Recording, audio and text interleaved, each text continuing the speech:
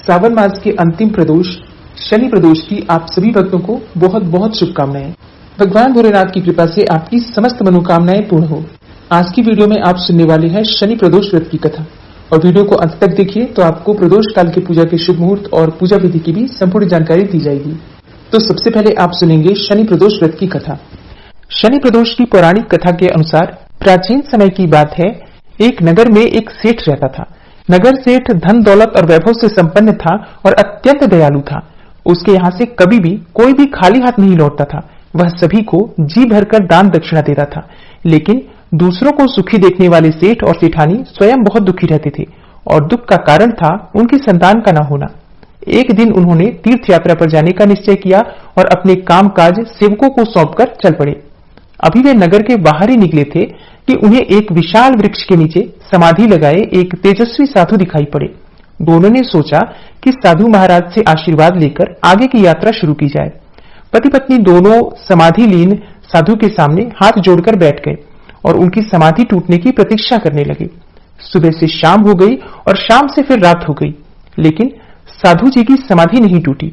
मगर सेठ पति पत्नी धैर्यपूर्वक हाथ जोड़कर बैठे रहे।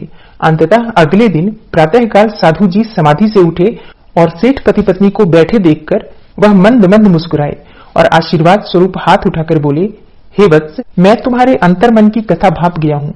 मैं तुम्हारे धैर्य और भक्ति भाव से अत्यंत प्रसन्न हूँ। साधु ने संतान प्राप्ति के लिए उन्हें शनि प्रदोष का व्रत करने को कहा।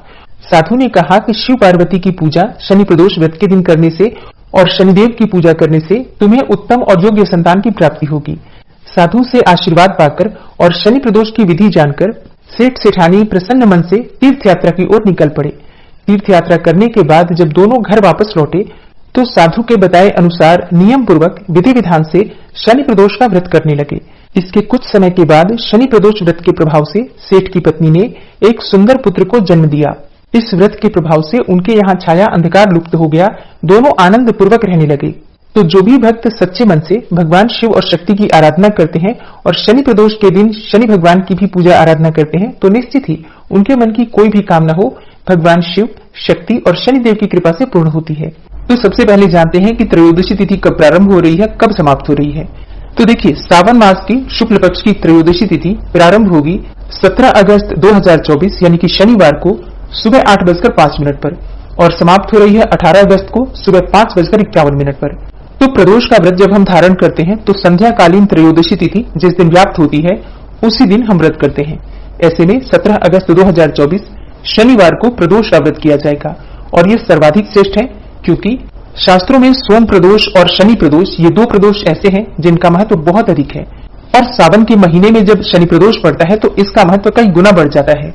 इस दिन आप अगर व्रत शुरू करना चाहते हैं अत्यंत ही श्रेष्ठ होगा। आप शनि प्रदोष से अगर व्रत शुरू करते हैं तो किसी भी प्रकार की आपकी कामना हो बहुत जल्दी पूरी हो जाती है। विशेषकर जिनको संतान की कामना हो या फिर पुत्र संतान की कामना हो, तो ऐसे में शनि प्रदोष से व्रत का प्रारंभ करना श्रेष्ठ माना जाता है।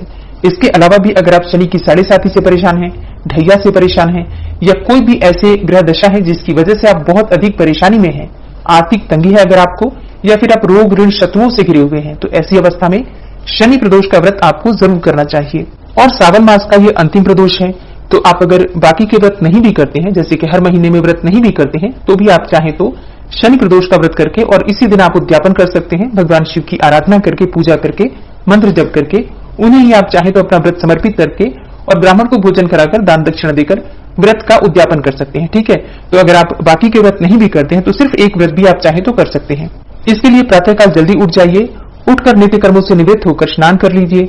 स्नान करने के बाद साफ स्वच्छ वस्त्र अर्थात चाहे तो सफेद वस्त्र धारण कर सकते हैं, लेकिन सुहागिन महिलाएं सफेद नहीं बल्कि शुभ रंगों के वस्त्र धारण करके भगवान शिव की पूजा आराधना करें। स्नान करने के बाद सबसे पहले भगवान सूर्यदेव को जल दीजिए। इसके बाद विधि विधान से भगवान शिव और माता पार्वती की पूजा करने के लिए अपने घर के मंदिर को साफ कर लीजिए। फिर शुद्ध जल से छिड़काव करके और शुद्ध घी का एक दीपक जला दीजिए। वहीं बैठकर अपने हाथ में जल और पुष्प लेकर अपने व्रत का संकल्प ले लीजिए कि आज आप प्रदोष का व्रत धारण करेंगे। जिस भी कामना से आप व्रत करना चाहते हैं अपनी कामना बोल सकते हैं। नाम गोत्र इत्यादि बोलने के बाद अपने मन की जो भी कामना हो भगवान शिव के सामने कहिए और उसे पूर्ण करने के लिए उनसे प्रार्थना कीजिए। अच्छा, आप चाहें तो बिल्कुल निष्काम भाव से बिना किसी कामना के भी आप ये व्रत धारण कर सकते हैं, लेकिन अगर आप किसी भी परेशानी में हैं तो अपनी कामना, अपनी परेशानी भगवान शिव से कहकर और कामना के साथ भी आप ये व्रत कर सकते हैं। ठीक है, तो अपनी इच्छा के अनुसार आप देख सकते हैं आपको कैसे व्रत करना है। फिर सुबह की पूजा आप चाहे तो पंचोपचार विधि से कर सकते हैं। पास में कोई मंदिर है तो मंदिर भी जा सकते हैं। भगवान शिव का अभिषेक आप सुबह भी कर सकते हैं, चाहे तो शाम को भी कर सकते हैं, दोनों समय कर सकते हैं। ठीक है, अंतिम प्रदोष है सावन मास का, तो आप चाहे तो मिट्टी का एक शिवलिंग बनाकर और विधि विधान से शिवलिंग का अभिषेक पूजन करके और विसर्जन कर सकते हैं। सावन के महीने में पार्थिव शिवलिंग का पूजन करने से सभी प्रकार की कामनाएं पूर्ण होती है, ऐसा शास्त्रों में कहा गया है। तो आप चाहें तो ऐसा कर सकते हैं, नहीं तो घर में नर्मदेश्वर शिवलिंग है या कोई भी शिवलिंग है तो उनकी भी पूजा कर सकते हैं, फोटो की भी पूजा कर सकते हैं। और घर के आसपास कोई मंदिर है तो वहां जाकर जलाभिषेक कर सकते हैं या फिर पंचामृत से अभिषेक कर सकते हैं। भगवान भोलेनाथ को प्रिय है जो वस्तुएं आप सभी जानते हैं, भांग, धतूरा, बिल्वपत्र इत्यादि और सफेद पुष्प भगवान शिव को अर्पित किए जाते हैं। अक्षत, चंदन, भस्म इत्यादि भगवान शिव को अर्पित करके और उनसे प्रार्थना की जाती है। धूप दीप जलाकर उनकी पूजा कर लीजिए। फल और मिठाइयां जो भी आपके पास उपलब्ध है उन्हीं का भोग लगा दीजिए और आप चाहें तो खीर का भोग भी लगा सकते हैं। घर के आसपास कोई मंदिर है तो शाम को दीपदान मंदिर में जरूर करना चाहिए। इसके अलावा अगर मंदिर है घर के आसपास तो मंदिर जाकर शाम की प्रदोषकालीन पूजा करना अत्यंत श्रेष्ठ माना जाता है। शाम की पूजा करने के बाद आप चाहे तो अपना व्रत खोल सकते हैं या फिर अगले दिन शुद्ध और सात्विक भोजन खाकर भी व्रत खोल सकते हैं। देखिए, जिस प्रकार से आपने हर बार व्रत किया है आपको व्रत उसी प्रकार से करना होता है, लेकिन शास्त्रों में कहा गया है कि प्रदोष व्रत के दिन अनाज का सेवन नहीं करना चाहिए, बल्कि फलाहार या फिर जलाहार या फिर निर्जल ये व्रत धारण करना चाहिए। लेकिन आप अपनी इच्छा के अनुसार, अपनी सुविधा के अनुसार किसी भी प्रकार से व्रत कर सकते हैं। फलाहार से भी कर सकते हैं, जलाहार से भी कर सकते हैं। और अगर आप नहीं रह पाते हैं शाम को बिना अन्न के, तो शाम की पूजा करने के बाद आप चाहें तो भगवान को जो भोग लगाते हैं, खीर या फिर हलवे इत्यादि का, उसी का प्रसाद खाकर अपना व्रत खोल सकते हैं। प्रदोष के व्रत में संध्याकालीन यानी कि प्रदोषकालीन पूजा बहुत महत्वपूर्ण मानी जाती है। तो प्रदोषकाल पूजा का शुभ मुहूर्त आपको प्राप्त हो रहा है शाम को 6:45 से रात्रि 9 बजे तक। इसी शुभ मुहूर्त में आपको भगवान शिव और माता पार्वती की विधि विधान से पूजा करनी है। और शनि प्रदोष है तो विशेष रूप से शनिदेव की आराधना करना श्रेष्ठ रहेगा। तो घर के आसपास कोई भी शनि मंदिर है तो वहां जाकर शनिदेव को तेल अर्पित कीजिए और सरसों के तेल का दीपदान शनि के मंदिर में कीजिए। और हाँ, शनिवार है तो पीपल की पूजा करना अत्यंत आवश्यक है।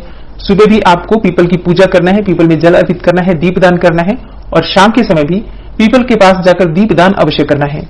के लिए जय श्री राधे।